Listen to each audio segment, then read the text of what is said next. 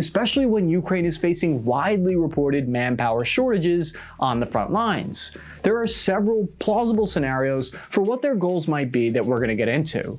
Matthew Orr is a Eurasia analyst at risk intelligence company Rain. He spoke to a publication called The New Arab, discussing the logic behind these operations, saying, quote, "Kyiv likely believes that the few resources spent exaggerating the mere threat of such attacks on Russian interests in Sudan open the possibility of similar attacks across Russian activities in the Middle East and Africa, forcing Moscow to expend disproportionate resources to secure against such activities in new geographies." And there's some evidence to suggest this might already be happening, because in April 2024, a few months after the attack started, the Russian Ministry of Defense announced that they were sending additional troops to their positions inside Syria, specifically in the Golan Heights. This is exactly where the Ukrainian SF units are allegedly operating, according to reports and geolocated footage. The majority of these battles are taking place in this sensitive, disputed region in southwest Syria,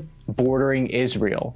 According to open source intelligence reports, this is where most of the Russian mercenaries, troops, and police are currently concentrated. This is where the Israeli-Palestinian conflict and the Ukrainian conflict start to blur lines. If you were to have guessed where Ukrainian special forces would strike at Russia inside Syria, you probably would have guessed from the Kurdish-controlled north, or possibly an attempt at hitting their less guarded oil fields in the central part of Syria.